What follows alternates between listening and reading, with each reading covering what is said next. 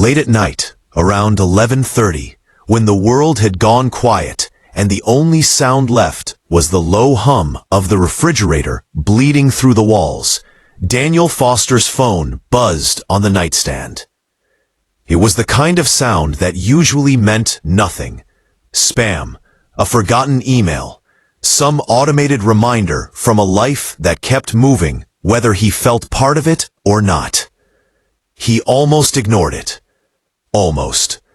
But something tugged at him, a quiet instinct he had learned not to trust anymore. And he reached for the phone, squinting at the bright screen in the darkness of his bedroom. The message was from Eleanor, from across the street, from the elegant woman who had moved into the quiet neighborhood 3 months ago and had barely exchanged more than polite waves with him since. His heart stuttered when he saw there was a photo attached. Beneath it, only 4 words. "Do you think it's beautiful?" Daniel stared at the screen. His breath caught somewhere between his chest and his throat, because what he saw in that image would undo 5 years of carefully constructed solitude. It would force him to confront everything he thought he knew about loneliness, about second chances, and about the terrifying, vulnerable act of letting someone see the broken pieces he had hidden from the world.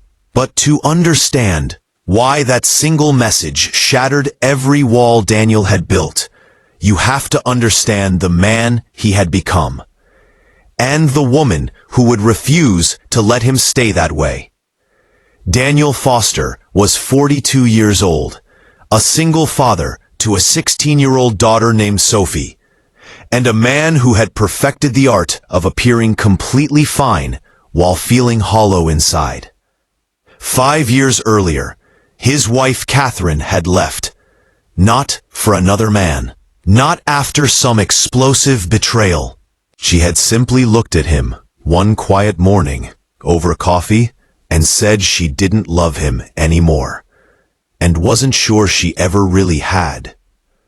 Those words had branded themselves into him. They replayed in his mind on sleepless nights, echoing in the empty spaces of his life.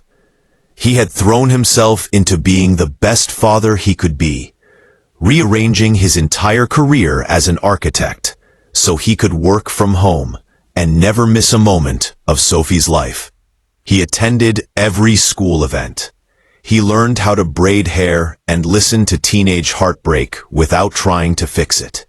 He built a world around his daughter that was safe and steady, because if he couldn't save his marriage, he could at least save her childhood. But when the house went quiet at night, when Sophie was asleep and the lights were off, the loneliness crept in like fog. He had tried dating apps. He had endured awkward dinners with women who asked more about his house than his heart. Eventually, he decided that some people were simply meant to walk through life alone. He told himself that acceptance was maturity, that survival was enough. If you've ever made peace with a half-lived life just to stop the pain, then you understand Daniel. Eleanor Mitchell arrived on a crisp September morning, carried into Daniel's awareness by a knock on his office door, and Sophie's excited voice telling him he needed to come look. Through the window, he saw a moving truck and a woman directing movers with quiet authority. She was striking in a way that disrupted his thoughts. Tall, graceful, hair the color of deep mahogany catching the sunlight, skin pale against a burgundy sweater. She moved like someone comfortable in herself, elegant without effort. Sophie teased him about blushing. He denied it, poorly. There was no husband, no partner, just Eleanor and a fluffy white cat cradled in her arms as she carried it inside. Over the weeks, Daniel learned her habits without meaning to. Morning coffee on the porch at sunrise, long afternoons gardening, boxes of books delivered like clockwork. And according to neighborhood gossip, she was a retired art history professor who had never married.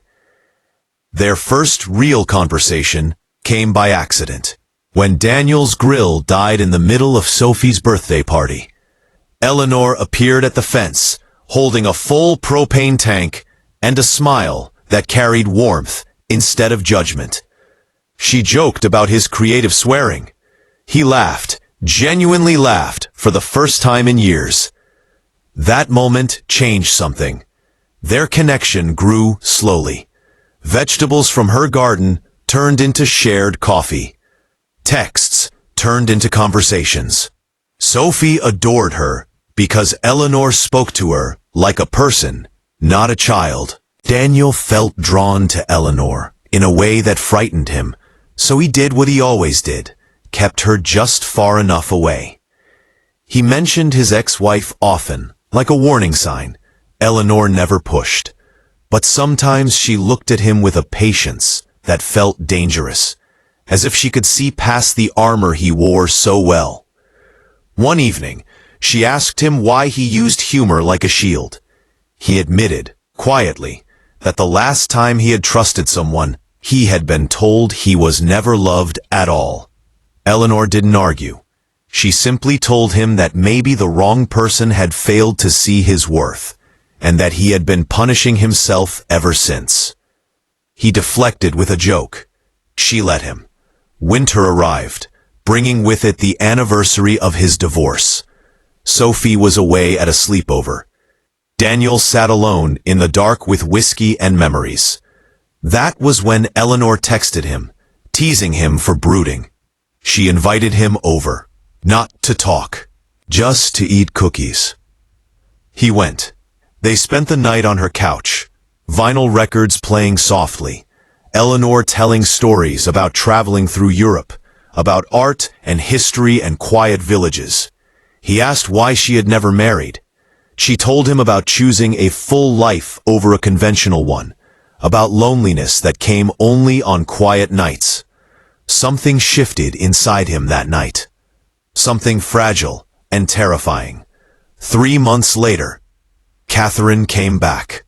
She stood on his doorstep with apologies and explanations, talking about mistakes and missed family and wanting another chance.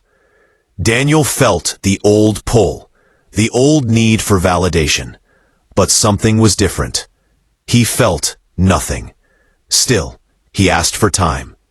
He didn't tell Eleanor. When Sophie mentioned her mother's return, Eleanor withdrew. Slowly, gracefully, the way someone steps back when they believe they are about to lose something they never claimed. What Daniel didn't know was that Eleanor had begun writing him a letter. A confession she never intended to send. Until the night of the photo.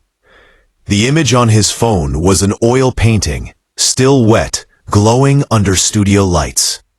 It showed 2 houses on a quiet street. Warm light spilling from windows. 2 figures separated by distance, looking at each other across the space between. It was their story. When Eleanor asked if it was beautiful, Daniel understood she was asking if what they had was real, if it mattered. He didn't reply. He got out of bed, crossed the street barefoot in the cold, and knocked on her door. When she opened it, eyes red from crying, he told her the truth, that the painting was the most beautiful thing he had ever seen. That he was terrified he had almost lost her because he didn't believe he deserved happiness. That Catherine had returned, but all he could think about was Eleanor. He told her he loved her. And for the first time in 5 years, Daniel stopped surviving and started living. The months that followed were not easy. Catherine resisted. Sophie needed time. Daniel had to relearn vulnerability. Eleanor called him out when he retreated. She loved him without armor. 1 year later, on the anniversary of the night Eleanor sent the photo, Daniel stood in her studio as she unveiled a new painting. This one showed the same two houses, but the space between them was empty. The figures stood together, light brighter than before. Daniel understood then that love doesn't erase pain, it redeems it. And if this story moved you, if it reminded you that it's never too late to choose more than survival, then take a moment to like this video and subscribe to the channel, because stories like this exist to remind us that even in the quietest nights, one message can change everything.